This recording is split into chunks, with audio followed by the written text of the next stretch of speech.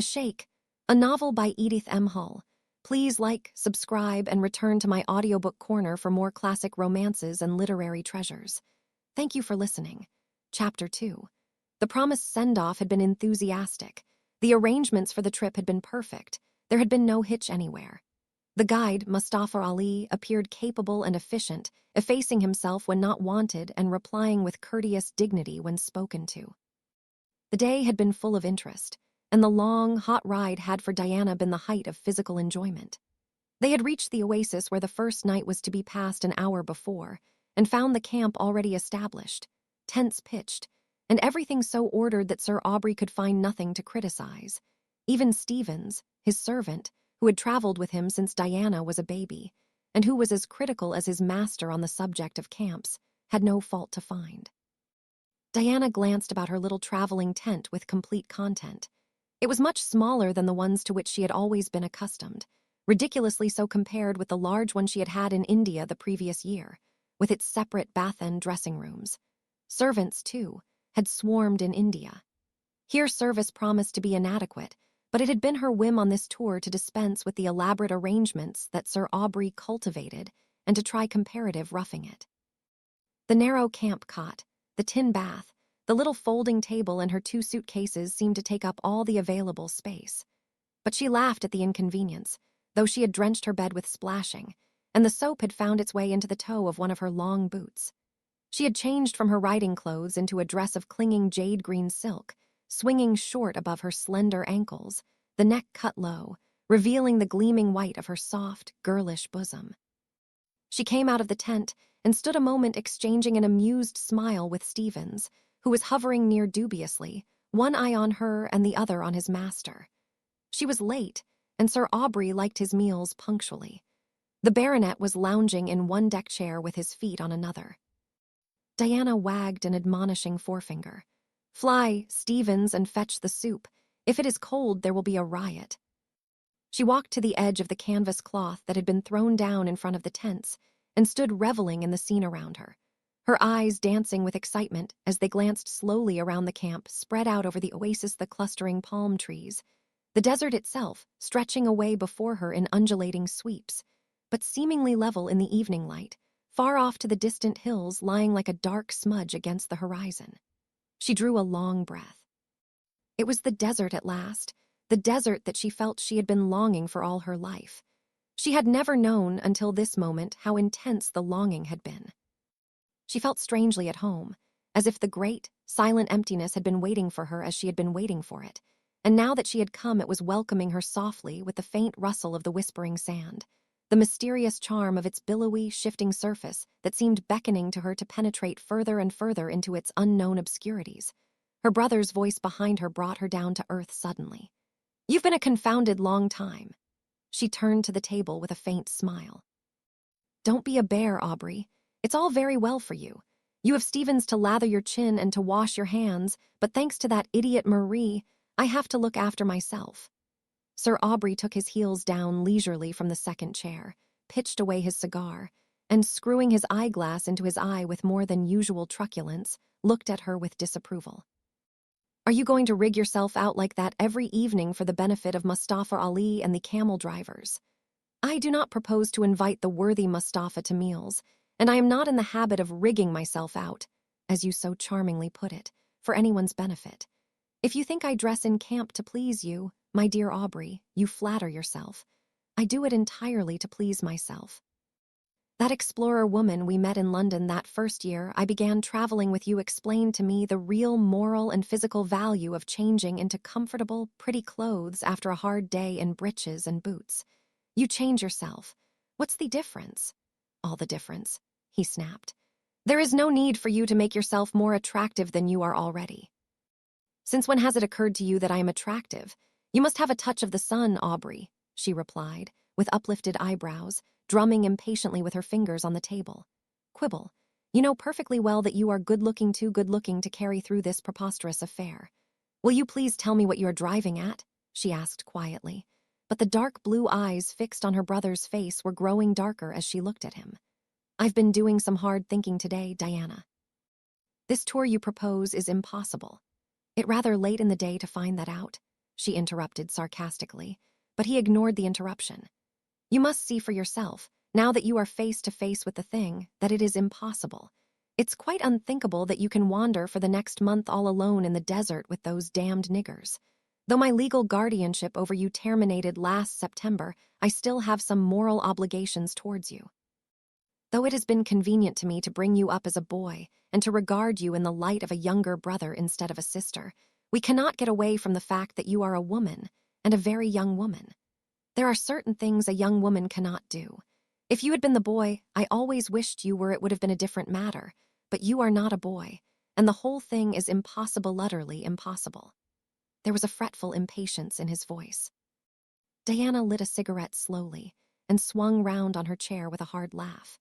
If I had not lived with you all my life, Aubrey, I should really be impressed with your brotherly solicitude. I should think you really meant it. But knowing you as I do, I know that it is not anxiety on my behalf that is prompting you, but the disinclination that you have to travel alone without me. You have come to depend on me to save you certain annoyances and inconveniences that always occur in traveling. You were more honest in Biskra when you only objected to my trip without giving reasons. Why have you waited until tonight to give me those reasons? Because I thought that here, at least, you would have sense enough to see them. In Biskra, it was impossible to argue with you. You made your own arrangements against my wishes. I left it, feeling convinced that the impossibility of it would be brought home to you here, and that you would see for yourself that it was out of the question.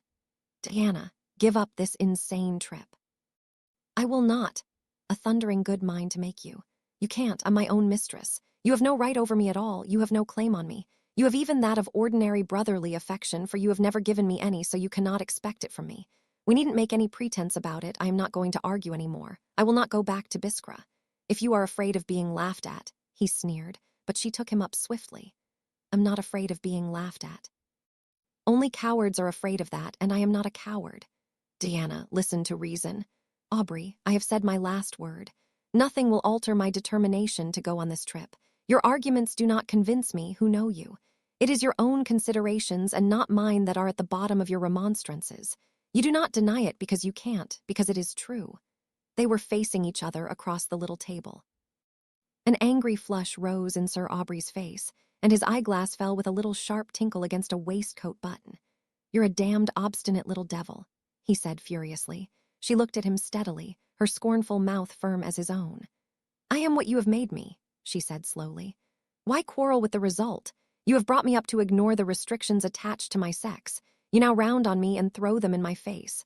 All my life you have set me an example of selfishness and obstinacy. Can you wonder that I have profited by it? You have made me as hard as yourself, and you now profess surprise at the determination your training has forced upon me. You are illogical. It is your fault, not mine. There was bound to be a clash someday. It has come sooner than I expected, that's all. Up till now my inclinations have gone with yours, but this seems to be the parting of the ways. As I reminded you before, I am my own mistress. And I will submit to no interference with my actions. Please understand that clearly, Aubrey. I don't want to wrangle anymore. I will join you in New York as I promised. I am not in the habit of breaking my promises, but my life is my own to deal with, and I will deal with it exactly as I wish and not as anyone else wishes. I will do what I choose when and how I choose, and I will never obey any will but my own. Sir Aubrey's eyes narrowed suddenly. Then I hope to heaven that one day you will fall into the hands of a man who will make you obey, he cried wrathfully. Her scornful mouth curled still more scornfully. Then heaven help him, she retorted scathingly and turned away to her tent. But alone, her anger gave way to amusement. It had been something, after all, to rouse the lazy Aubrey to wrath. She knew exactly the grievance he had been nursing against her during the last few weeks in Biskra. Though he traveled perpetually and often in remote and desolate places, he traveled with the acme of comfort and the minimum of inconveniences. He put himself out for nothing, and the inevitable difficulties that accrued fell on Diana's younger and less blasé shoulders. She had always known the uses he put her to, and the convenience she was to him. He might have some latent feelings with regard to the inadvisability of her behavior. He might even have some prickings of conscience on the subject of his upbringing of her, but it was thoughts of his own comfort that were troubling him most. That she knew, and the knowledge was not conducive to any kinder feeling towards him. He always had been and always would be supremely selfish. The whole of their life together had been conducted to suit his conveniences and not hers. She knew, too, why her company was particularly desired on his visit to America. It was a hunting trip, but not the kind that they were usually accustomed to. It was a wife and not big game that was taking Sir Aubrey across the ocean on this occasion. It had been in his mind for some time as an inevitable and somewhat unpleasant necessity. Women bored him, and the idea of marriage was distasteful, but a son to succeed him was imperative. A Mayo must be followed by a Mayo. An heir was essential for the big property that the family had held for hundreds of years.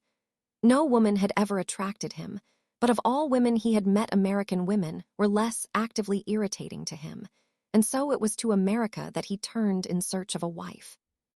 He proposed to take a house in New York for a few months and later on in Newport, and it was for that Diana's company was considered indispensable. She would save him endless trouble, as all arrangements could be left in her hands and Stephen's. Having made up his mind to go through with a proceeding that he regarded in the light of a sacrifice on the family altar, his wish was to get it over and done with as soon as possible, and Diana's interference in his plans had exasperated him. It was the first time that their wills had crossed, and she shrugged her shoulders impatiently, with a grimace at the recollection. A little more and it would have degenerated into a vulgar quarrel. She banished Aubrey and his selfishness resolutely from her mind. It was very hot, and she lay very still in the narrow cot, wishing she had not been so rigid in the matter of its width, and wondering if a sudden movement in the night would precipitate her into the bath that stood alongside. She thought regretfully of a punkah, and then smiled derisively at herself. "Sibar, right?" she murmured sleepily. "You need a few discomforts." She was almost aggressively cheerful next morning at breakfast, and for the time that they lingered at the oasis after the baggage camels had started. Sir Aubrey was morose and silent, and she exchanged most of her badinage with Stevens, who was superintending the packing of the tiffin basket that would accompany her in charge of the man who had been selected as her personal servant, and who was waiting, with Mustafa Ali and about 10 men to ride with her. The time for starting came. Stevens was fussing about the horse that Diana was to ride. "Everything all right, Stevens? Up to your standard. Don't look so glum." "I wish you were coming to look after me, but it couldn't be done. Sir Aubrey would be lost without you." The idea of a tour without Stevens in the background seemed suddenly momentous, and the smile she gave him was more serious than she meant it to be. She went back to her brother, who was pulling his mustache savagely. "I don't think there's any use waiting any longer. You won't want to hurry yourself too much, and you will want to be in Biskra in time for dinner," she said as casually as she could. He swung towards her. "Diana, it's still not too late to change your mind. For heaven's sake, give up this folly. It's tempting Providence." For the first time, there was a genuine ring in his voice, and for a moment Diana wavered, but only for a moment. Then she looked at him with a slow smile. "Do I fall on your neck and say, 'Take me back, dear guardian, I will be good'? Or do I prostrate myself at your feet and knock my head on your boots and whine in the language of the country? Hearing is obeying. Don't be ridiculous, Aubrey. You can't expect me to change my mind at the 11th hour. It's perfectly safe. Mustafa Ali will take care that everything goes smoothly. He has his reputation in Biskra to think of. You know the character the authorities gave him. He is not likely to throw that away. In any case, I can take care of myself, thanks to your training. I don't mind owning to being conceited about my shooting. Even you admit that I am a credit to your teaching." With a gay little laugh, she whipped out the ivory-mounted revolver and, aiming at a low, flat rock some distance away, fired. She was an unusually good revolver shot, but this time she seemed to have missed. There was no mark on the stone. Diana stared at it stupidly, a frown of perplexity creasing her forehead. Then she looked at her brother and back to the revolver in her hand. Sir Aubrey swore. "Diana, what a senseless piece of bravado!" he cried angrily. She took no notice of him. Was still staring at the smooth rock fate. "I don't understand it. How could I miss? It's as big as a house," she murmured thoughtfully and raised the revolver again, but Sir Aubrey caught her wrist. "For God's sake, don't make a fool of yourself a second time. You have lowered your prestige quite enough already," he said in a low voice with a glance at the group of watching Arabs. Diana jerked the little weapon back into its place reluctantly. "I don't understand it," she said again. "It must be the light." She mounted and wheeled her horse alongside of Sir Aubrey's and held out her hand. "Goodbye, Aubrey. Expect me a month after you arrive. I will cable to you from Cherbourg. Good luck. "I shall roll up in time to be best man," she added, laughing, and with a nod to Mustafa Ali, she turned her horse's head southwards. For a long time she rode in silence. The quarrel with Aubrey had left a nasty taste in her mouth. She knew that what she was doing was considered unconventional, but she had been brought up to be unconventional. She had never even thought, when she planned her tour, of possible criticism. It would have made no difference to her if she had thought, and she had been amazed and amused at the sensation that her proposed trip had caused. The publicity to which it had given rise had annoyed her intensely.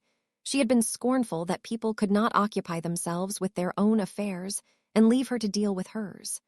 But that Aubrey should join in the general criticism and present such a complete volte-face to the opinions he had always held was beyond her comprehension. She was angry with him, and contempt was mingled with her anger. It was inconsistent with the whole of his lifelong attitude toward her, and the discovery of his altered ideas left her rather breathless and more than ever determined to adhere to her own deeply rooted convictions. Aubrey was responsible for them. He had instilled them, and if he chose now to abandon them, that was his lookout. For her own part, she saw no reason to change principles she had been brought up in. If Aubrey really thought there was danger in this expedition, he could have sacrificed himself for once and come with her. As Jim Arbuthnot had said, it was only a month, a negligible length of time, but Aubrey's selfishness would not allow him to make that concession any more than her own obstinacy would allow her to give way. It was too much to expect. And this was the desert. It was the expedition that she had dreamed of and planned for years. She could not give it up. The idea of danger brought a little laugh to her lips. How could anything in the desert hurt her? It had been calling to her always. There was nothing strange about the scene that lay all around her. Her surroundings seemed oddly familiar.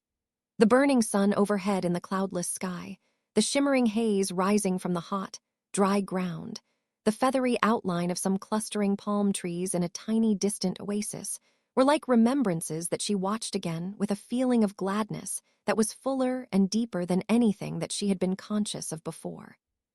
She was radiantly happy in the sense of her youth and strength, her perfect physical fitness, happy in the capacity of her power of enjoyment, happy with the touch of the keen, nervous horse between her knees, exhilarated with her new authority.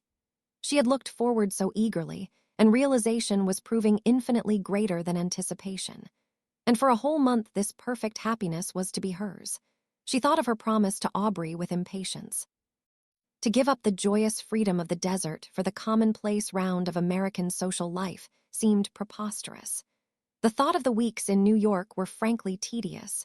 Newport would be a little less bad, for there were alleviations.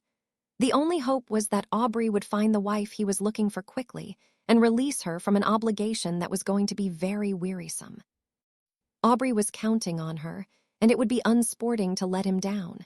She would have to keep her promise, but she would be glad when it was over. Aubrey married would settle definitely the possibility of any further disagreements between them. She wondered vaguely what the future Lady Mayo would be like, but she did not expend much pity on her. American girls, as a rule, were well able to care for themselves. She stroked her horse with a little smile. Aubrey and his possible wife seemed singularly uninteresting beside the vivid interest of the moment. A caravan that had been visible for a long time coming towards them drew nearer, and Diana reined in to watch the long line of slow, lurching camels passing. The great beasts, with their disdainful tread and long, swaying necks, never failed to interest her. It was a large caravan. The bales on the camels' backs looked heavy, and beside the merchants on riding camels and a motley crowd of followers, some on lean little donkeys and others on foot, there was an armed guard of mounted men. It took some time to pass. One of two of the camels carried huddled figures, swathed and shapeless with a multitude of coverings, that Diana knew must be women. The contrast between them and herself was almost ridiculous. It made her feel stifled even to look at them. She wondered what their lives were like, if they ever rebelled against the drudgery and restrictions that were imposed upon them, if they ever longed for the freedom that she was reveling in, or if custom and usage were so strong that they had no thoughts beyond the narrow life they led. The thought of those lives filled her with aversion. The idea of marriage, even in its highest form, based on mutual consideration and mutual forbearance, was repugnant to her. She thought of it with a shiver of absolute repulsion. To Aubrey it was distasteful, but to her cold, reserved temperament, it was a thing of horror and disgust. That women could submit to the degrading intimacy and fettered existence of married life filled her with scornful wonder. To be bound irrevocably to the will and pleasure of a man who would have the right to demand obedience in all that constituted marriage and the strength to enforce those claims revolted her. For a Western woman it was bad enough, but for the women of the East, mere slaves of the passions of the men who owned them, unconsidered, disregarded, reduced to the level of animals, the bare idea made her quiver and bring her hand down heavily on her horse's neck. The nervous creature started sharply, and she let him go, calling to Mustafa Ali as she cantered past him. He had ridden to meet the caravan and was dismounted, deep in conversation with the chief of the armed guard. With the thoughts that it had provoked, the caravan had lost all interest for Diana. She wanted to get away from it, to forget it, and she rode on unmindful of her escort, who, like her guide, had stopped to speak with the traders. Diana's horse was fleet, and it was some time before they caught her up. There was a look of annoyance on Mustafa Ali's face as she turned on hearing them behind her and signed to him to ride beside her. "Mademoiselle is not interested in the caravan?" he asked curiously. "No," she replied shortly, and asked for some details connected with her own expedition. The man talked easily and well, in fluent French, and after giving the required information, volunteered anecdotes relating to various well-known people whom he had guided in the desert. Diana watched him interestedly. He seemed a man of about middle age, though it was difficult to guess more than approximately, for the thick, peaked beard that hid both mouth and chin made him look older than he really was. His beard had been his only drawback from Diana's point of view, for she judged men by their mouths. Eyes were untrustworthy evidences of character in an Oriental, for they usually wavered under a European's. Mustafa Ali were wavering now as she looked at him, and it occurred to her that they had not seemed nearly so shifty in Biskra when she had engaged him. But she attached no importance to the thought, and dismissed it as much less interesting than the great difference displayed in their respective modes of riding. The Arab's exaggeratedly short stirrup would have given her agonies of cramp. She pointed the difference with a laugh of amusement and drew the man on to speak of his horses. The one Diana was riding was an unusually fine beast, and had been one of the greatest points in the guide's favor when he had brought it for her inspection. He was enthusiastic in its praise, but volubly vague as to its antecedents, which left Diana with the conviction that the animal had either been stolen or acquired in some irregular manner, and that it would be tactless to pursue further inquiries. After all, it was no business of hers. It was enough that her trip was to be conducted on the back of a horse that it was a pleasure to ride, and whose vagaries promised to give interest to what otherwise might have been monotonous. Some of the horses that she had seen in Biskra had been the veriest jades. She asked Mustafa Ali about the country through which they were passing, but he did not seem to have much information that was really of interest, or what seemed important to him appeared trivial to her, and he constantly brought the conversation back to Biskra, of which she was tired, or to Oran, of which she knew nothing. The arrival at a little oasis where the guide suggested that the midday halt might be made was opportune. Diana swung to the ground and, tossing down her gloves, gave herself a shake. It was hot work riding in the burning sun, and the rest would be delightful. She had a thoroughly healthy appetite and superintended the laying out of her lunch with interest. It was the last time that it would be as daintily packed. Stevens was an artist with a picnic basket. She was going to Miss Stevens. She finished her lunch quickly, and then, with her back propped against a palm tree, a cigarette in her mouth, her arms clasped round her knees, she settled down happily, overlooking the desert. The noontime hush seemed over everything. Not a breath of wind stirred the tops of the palms. A lizard on a rock near her was the only living thing she could see. She glanced over her shoulder. The men, with their big cloaks drawn over their heads, were lying asleep, or at any rate appeared to be so. Only Mustafa Ali was on foot, standing at the edge of the oasis, staring fixedly in the direction in which they would ride later. Diana threw the end of her cigarette at the lizard and laughed at its precipitant flight. She had no desire to follow the example of her escort and sleep. She was much too happy to lose a minute of her enjoyment by wasting it in rest that she did not require. She was perfectly content and satisfied with herself and her outlook. She had not a care or a thought in the world. There was not a thing that she would have changed or altered. Her life had always been happy. She had extracted the last ounce of pleasure out of every moment of it.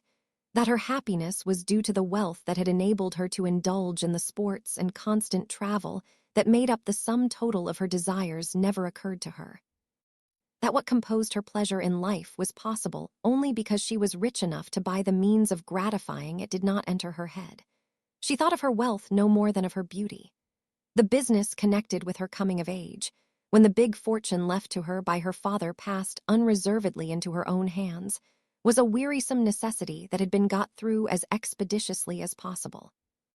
With as little attention to detail as the old family lawyer had allowed, and an absence of interest that was evidenced in the careless scrawl she attached to each document that was given her to sign. The mere money in itself was nothing. It was only a means to an end.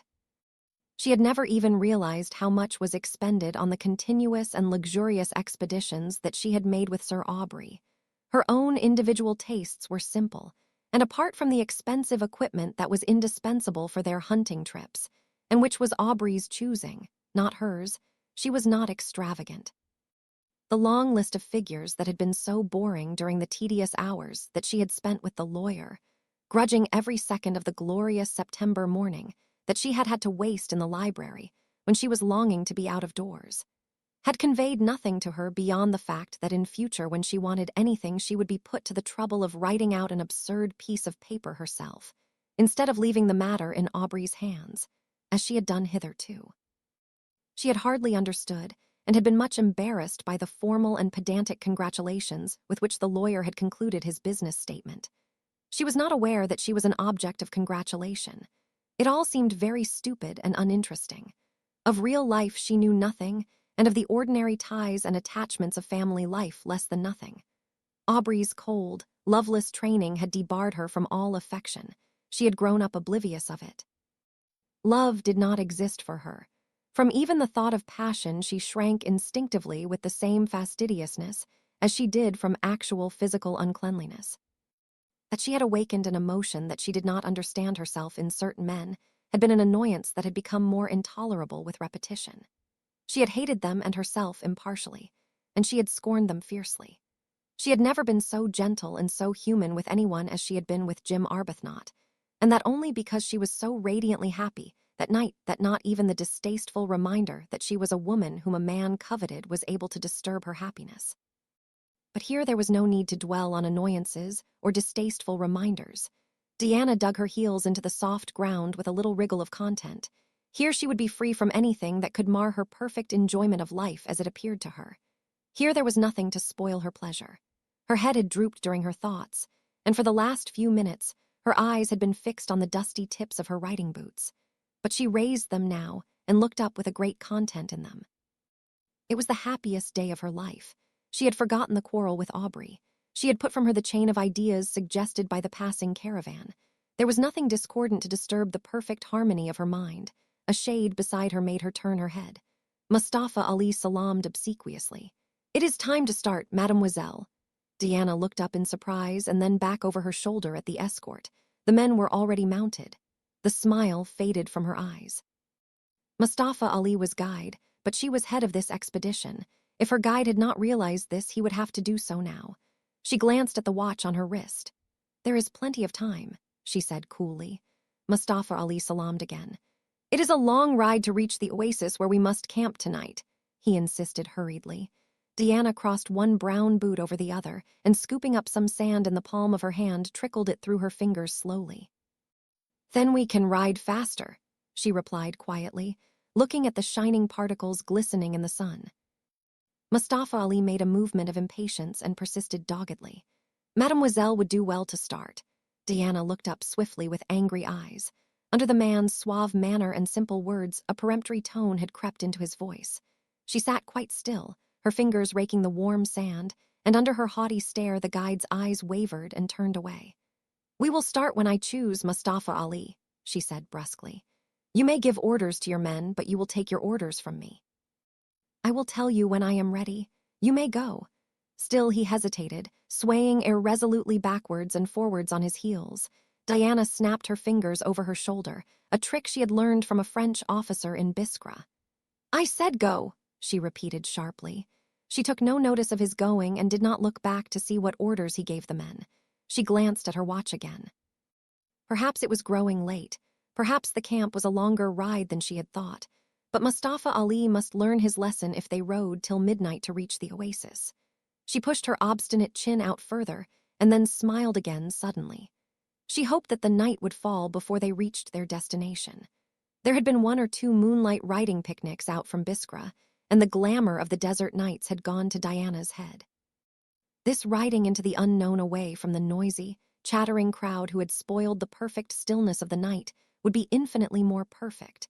She gave a little sigh of regret as she thought of it. It was not really practical. Though she would wait nearly another hour to allow the fact of her authority to sink into Mustafa Ali's brain, she would have to hasten afterwards to arrive at the camp before darkness set in. The men were unused to her ways and she to theirs. She would not have Stephen's help tonight. She would have to depend on herself to order everything as she wished it, and it was easier done in daylight. 1 hour would not make much difference. The horses had more in them than had been taken out of them this morning. They could be pushed along a bit faster with no harm happening to them. She eyed her watch from time to time with a grin of amusement, but suppressed the temptation to look and see how Mustafa Ali was taking it, for her action might be seen and misconstrued. When the time she had set herself was up, she rose and walked slowly towards the group of Arabs. The guide's face was sullen, but she took no notice, and when they started, motioned him to her side again with a reference to Biskra that provoked a flow of words. It was the last place she wanted to hear of, but it was one of which he spoke the readiest, and she knew it was not wise to allow him to remain silent to sulk. His ill temper would evaporate with the sound of his own voice. She rode forward steadily, silent herself, busy with her own thoughts, heedless of the voice beside her, and unconscious of the fact when it became silent. She had been quite right about the capabilities of the horses. They responded without any apparent effort to the further demand made of them. The one in particular that Diana was riding moved in a swift, easy gallop that was the perfection of motion. They had been riding for some hours when they came to the first oasis that had been sighted since leaving the one where the midday halt was made. Diana pulled up her horse to look at it, for it was unusually beautiful in the luxuriousness and arrangement of its group of palms and leafy bushes. Some pigeons were cooing softly, hidden from sight amongst the trees, with a plaintive melancholy that somehow seemed in keeping with the deserted spot. Beside the well, forming a triangle, stood what had been 3 particularly fine palm trees, but the tops had been broken off about 20 feet up from the ground, and the mutilated trunks reared themselves bare and desolate-looking. Diana took off her heavy helmet and tossed it to the man behind her, and sat looking at the oasis, while the faint breeze that had sprung up stirred her thick, short hair and cooled her hot head. The sad notes of the pigeons and the broken palms, that with their unusualness vaguely suggested a tragedy, lent an air of mystery to the place that pleased her. She turned eagerly to Mustafa Ali. "Why did you not arrange for the camp to be here? It would have been a long enough ride." Man fidgeted in his saddle, fingering his beard uneasily, his eyes wandering past Diana's and looking at the broken trees. "No man rests here, mademoiselle. It is the place of devils." "The curse of Allah is upon it," he muttered, touching his horse with his heel and making it sidle restlessly, an obvious hint that Diana ignored. "Like it," she persisted obstinately. He made a quick gesture with his fingers. "It is accursed. Death lurks beside those broken palm trees," he said, looking at her curiously. She jerked her head with a sudden smile. "For you, perhaps, but not for me. Allah's curse rests only upon those who fear it, but since you are afraid, Mustafa Ali, let us go on." She gave a little light laugh, and Mustafa Ali kicked his horse savagely as he followed. The distance before her spread out cleanly with the sharp distinctness that precedes the setting sun. She rode on until she began to wonder if it would indeed be nightfall before she reached her destination. They had ridden longer and faster than had ever been intended. It seemed odd that they had not overtaken the baggage camels. She looked at her watch with a frown. "Where is your caravan, Mustafa Ali?" she called. "I see no sign of an oasis, and the darkness will come." "If Mademoiselle had started earlier," he said sullenly. "If I had started earlier, it would still have been too far. Tomorrow we will arrange it otherwise," she said firmly. "Tomorrow," he growled indistinctly. Diana looked at him keenly. "What did you say?" she asked haughtily. His hand went to his forehead mechanically. Tomorrow is with Allah, he murmured with unctuous piety. A retort trembled on Diana's lips, but her attention was distracted from her annoying guide to a collection of black specks far off across the desert. They were too far away for her to see clearly, but she pointed to them, peering at them intently. "See," she cried, "is that the caravan? As Allah wills." He replied more piously than before, and Diana wished, with a sudden feeling of irritation, that he would stop relegating his responsibilities to the deity and take a little more active personal interest in his missing camel train. The black specks were moving fast across the level plain. Very soon Diana saw that it was not the slow, leisurely camels that they were overtaking, but a band of mounted men who were moving swiftly towards them. They had seen nobody since the traders' caravan had passed them in the morning. For Diana, the Arabs that were approaching were even more interesting than the caravan had been.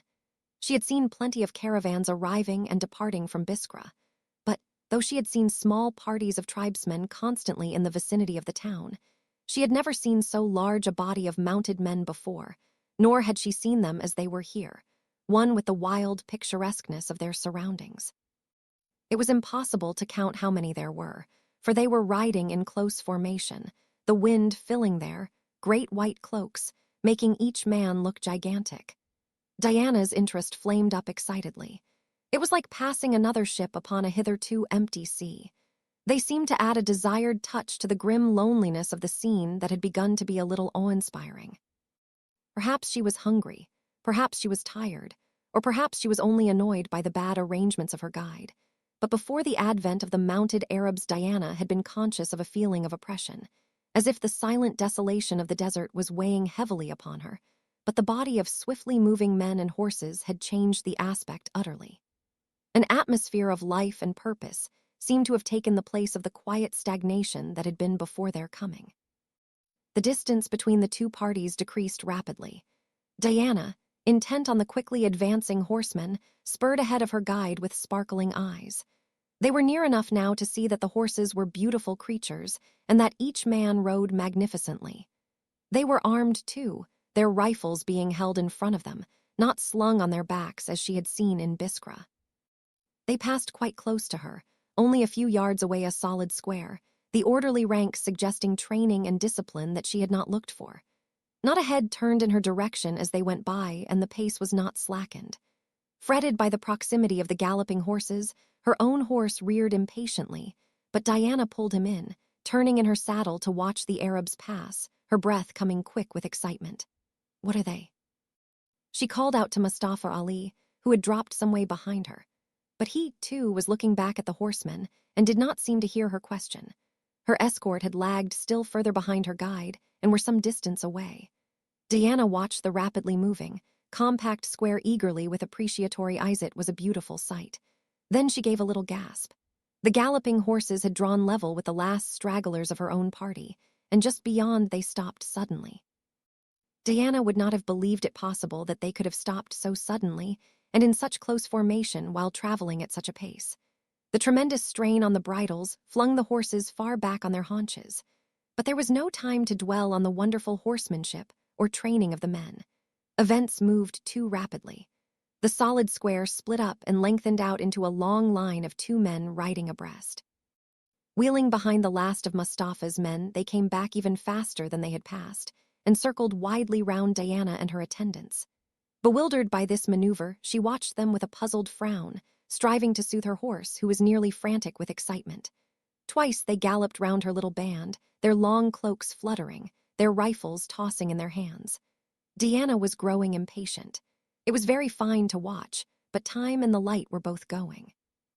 She would have been glad if the demonstration had occurred earlier in the day, when there would have been more time to enjoy it. She turned again to Mustafa Ali to suggest that they had better try to move on, but he had gone further from her, back towards his own. She wrestled with her nervous mount, trying to turn him to join her guide, when a sudden burst of rifle shots made her start and her horse bound violently. Then she laughed. That would be the end of the demonstration, a parting salute, the décharge de mousqueterie beloved of the Arab. She turned her head from her refractory horse to look at them ride off, and the laugh died away on her lips. It was not a farewell salute. The rifles that the Arabs were firing were not pointing up into the heavens, but aiming straight at her and her escort. And as she stared with suddenly startled eyes, unable to do anything with her plunging horse, Mustafa Ali's men were blotted out from her sight, cut off by a band of Arabs who rode between her and them. Mustafa Ali himself was lying forward on the neck of his horse, who was standing quiet amidst the general confusion. Then there came another volley, and the guide slid slowly out of his saddle onto the ground, and at the same time, Diana's horse went off with a wild leap that nearly unseated her. Until they started shooting, the thought that the Arabs could be hostile had not crossed her mind. She imagined that they were merely showing off with the childish love of display, which she knew was characteristic. The French authorities had been right after all. Diana's first feeling was one of contempt for an administration that made possible such an attempt so near civilization. Her second, a fleeting amusement at the thought of how Aubrey would jeer. But her amusement passed as the real seriousness of the attack came home to her. For the first time it occurred to her that her guide's descent from his saddle was due to a wound and not to the fear that she had at first disgustedly attributed to him. But nobody had seemed to put up any kind of a fight, she thought wrathfully. She tugged angrily at her horse's mouth, but the bit was between his teeth and he tore on frantically. Her own position made her furious. Her guide was wounded, his men surrounded, and she was ignominiously being run away with by a bolting horse.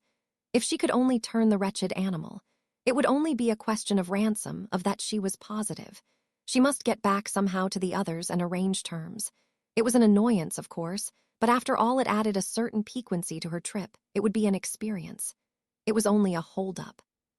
She did not suppose the Arabs had even really meant to hurt anyone, but they were excited, and someone's shot, aimed wide, had found an unexpected billet. It could only be that. It was too near Biskra for any real danger, she argued with herself, still straining on the reins. She would not admit that there was any danger, though her heart was beating in a way that it had never done before. Then, as she hauled ineffectually at the bridle with all her strength, there came from behind her the sound of a long, shrill whistle. Her horse pricked up his ears, and she was conscious that his pace sensibly lessened. Instinctively, she looked behind. A solitary Arab was riding after her, and as she looked, she realized that his horse was gaining on hers. The thought drove every idea of stopping her runaway from her and made her dig her spurs into him instead. There was a sinister air of deliberation in the way in which the Arab was following her. He was riding her down. Diana's mouth closed firmly, and a new keenness came into her steady eyes. It was one thing to go back voluntarily to make terms with the men who had attacked her party. It was quite another thing to be deliberately chased across the desert by an Arab freebooter. Her obstinate chin was almost square. Then the shadow of a laugh flickered in her eyes and curved her mouth. New experiences were crowding in upon her today. She had often wondered what the feelings of a hunted creature were. She seemed in a fair way of finding out. She had always stoutly maintained that the fox enjoyed the run as much as the hounds. That remained to be proved, but in any case she would give this hound a run for his money. She could ride, and there seemed plenty yet in the frightened animal under her. She bent down, lying low against his neck with a little reckless laugh, coaxing him with all her knowledge and spurring him alternately. But soon her mood changed. She frowned anxiously as she looked at the last rays of the setting sun. It would be dark very soon. She could not go chasing through the night with this tiresome Arab at her heels. The humor seemed to have died out of the situation, and Diana began to get angry. In the level country that surrounded her, there were no natural features that could afford cover or aid in any way. There seemed nothing for it but to own herself defeated and pull up if she could. An idea of trying to dodge him and of returning of her own free will was dismissed at once as hopeless. She had seen enough in her short glimpse of the Arabs' tactics when they had passed her to know that she was dealing with a finished horseman on a perfectly trained horse, and that her idea could never succeed. But perversely, she felt that to that particular Arab following her she would never give in. She would ride till she dropped, or the horse did before that. The whistle came again, and again, in spite of her relentless spurring, her horse checked his pace. A sudden inspiration came to her. Perhaps it was the horse she was riding that was the cause of all the trouble. It was certainly the Arab's whistle that had made it moderate its speed. It was responding clearly to a signal that it knew. Her guide's reluctance to give any particulars of his acquisition of the horse came back to her. There could not be much doubt about it. The animal had unquestionably been stolen, and either belonged to or was known to the party of Arabs who had met them. The naivete that paraded a stolen horse through the desert at the risk of meeting its former owner made her smile in spite of her annoyance, but it was not a pleasant smile, as her thoughts turned from the horse to its present owner. The sum of Mustafa Ali's delinquencies was mounting up fast, but it was his affair, not hers. In the meantime, she had paid for the horse to ride through the desert, not to be waylaid by Arab bandits. Her temper was going fast. She urged the horse on with all her power, but perceptibly he was slowing up. She flashed another backward look. The Arab was close behind her, closer than she had been aware. She had a momentary glimpse of a big white figure, dark piercing eyes, and white gleaming teeth, and passionate rage filled her.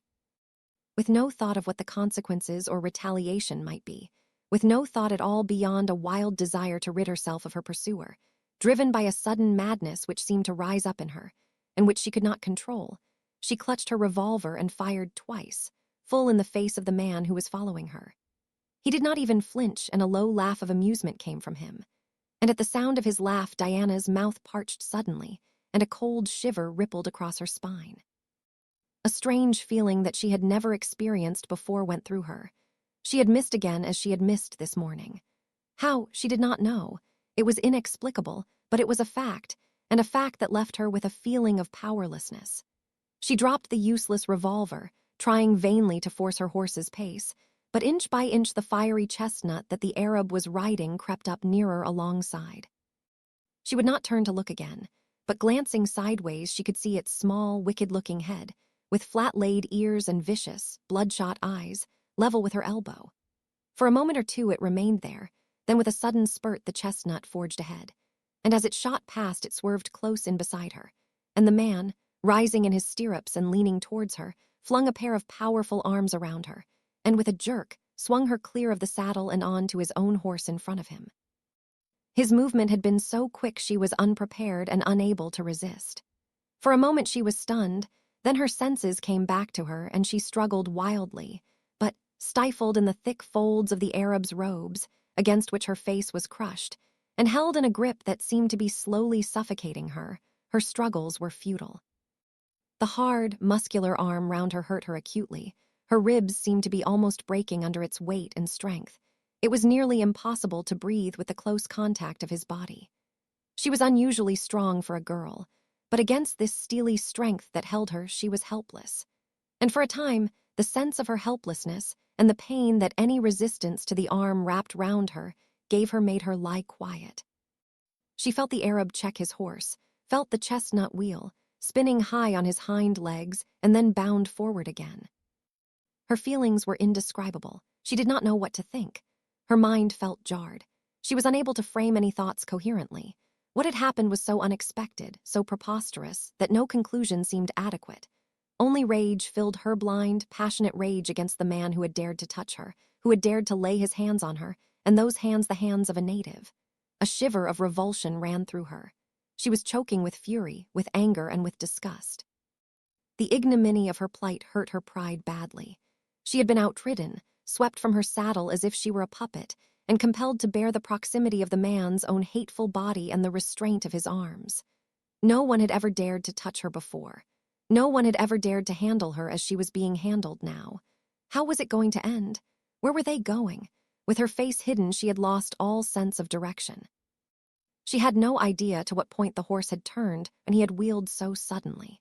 He was galloping swiftly with continual disconcerting bounds that indicated either temper or nerves, but the man riding him seemed in no way disturbed by his horse's behavior.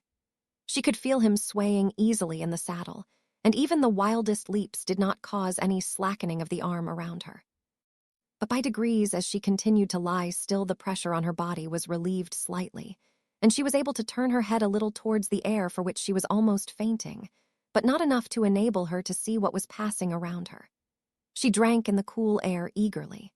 Though she could not see, she knew that the night had come, the night that she had hoped would fall before she reached her destination, but which now seemed horrible.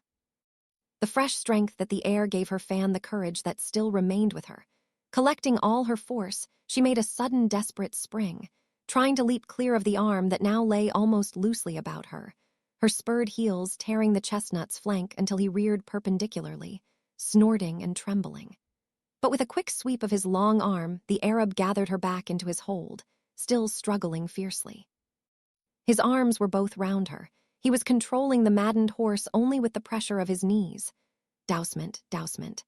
She heard the slow, soft voice indistinctly, for he was pressing her head again closely to him, and she did not know if the words were applied to herself or to the horse.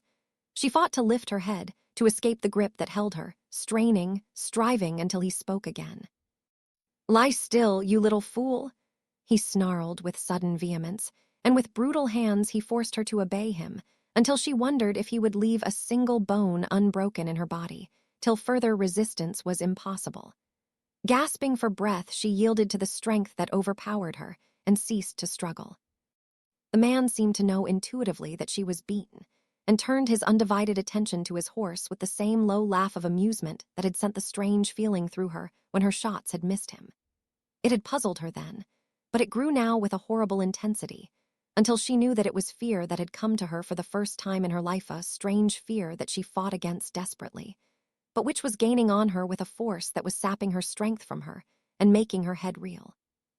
She did not faint, but her whole body seemed to grow nerveless with the sudden realization of the horror of her position. After that, Diana lost all sense of time, as she had already lost all sense of direction. She did not know if it was minutes or hours that passed as they still galloped swiftly through the night. She did not know if they were alone or if the band of Arabs to which this man belonged were riding with them, noiseless over the soft ground. What had happened to her guide and his men? Had they been butchered and left where they fell, or were they, too, being hurried unwillingly into some obscure region of the desert? But for the moment the fate of Mustafa Ali and his companions did not trouble her very much. They had not played a very valiant part in the short encounter, and her own situation swamped her mind to the exclusion of everything else.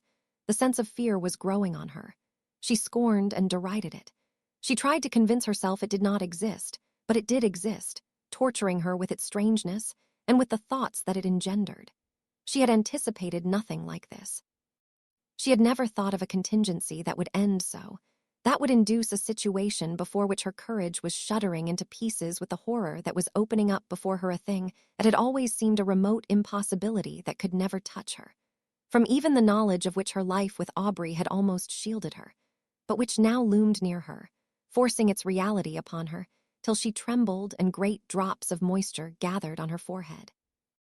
The Arab moved her position once roughly, but she was glad of the change, for it freed her head from the stifling folds of his robes. He did not speak again. Only once, when the chestnut shied violently, he muttered something under his breath. But her satisfaction was short-lived.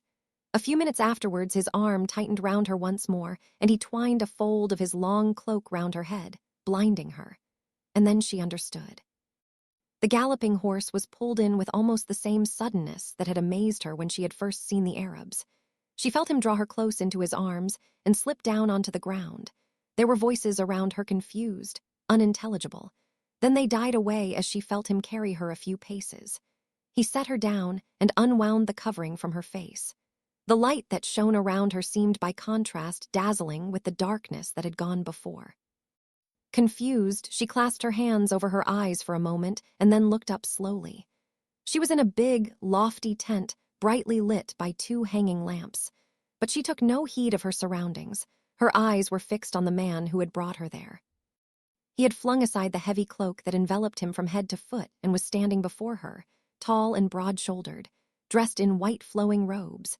A waistcloth embroidered in black and silver wound several times about him, and from the top of which showed a revolver that was thrust into the folds.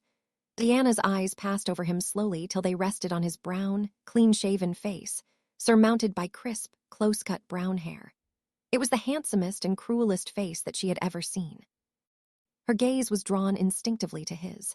He was looking at her with fierce, burning eyes that swept her until she felt that the boyish clothes that covered her slender limbs were stripped from her, leaving the beautiful white body bare under his passionate stare.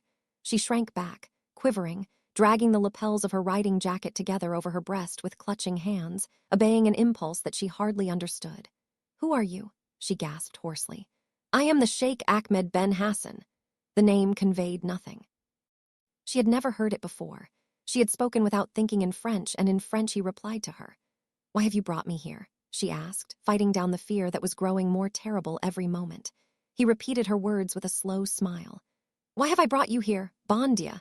Are you not woman enough to know?" She shrank back further, a wave of color rushing into her face that receded immediately, leaving her whiter than she had been before.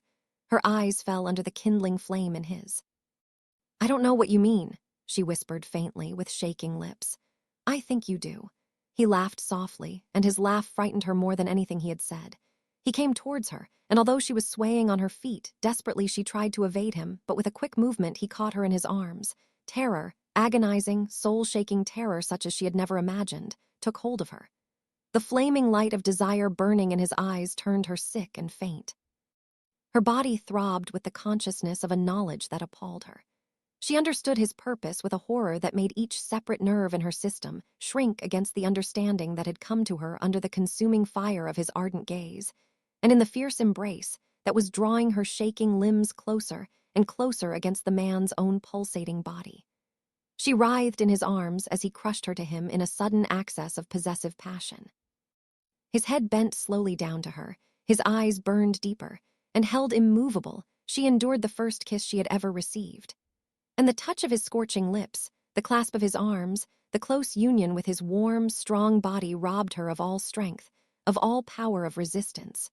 With a great sob, her eyes closed wearily. The hot mouth pressed on hers was like a narcotic, drugging her almost into insensibility.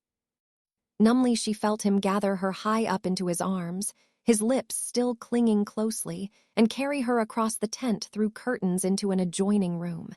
He laid her down on soft cushions. "Do not make me wait too long," he whispered, and left her. And the whispered words sent a shock through her that seemed to wrench her deadened nerves apart, galvanizing her into sudden strength. She sprang up with wild, despairing eyes and hands clenched frantically across her heaving breast.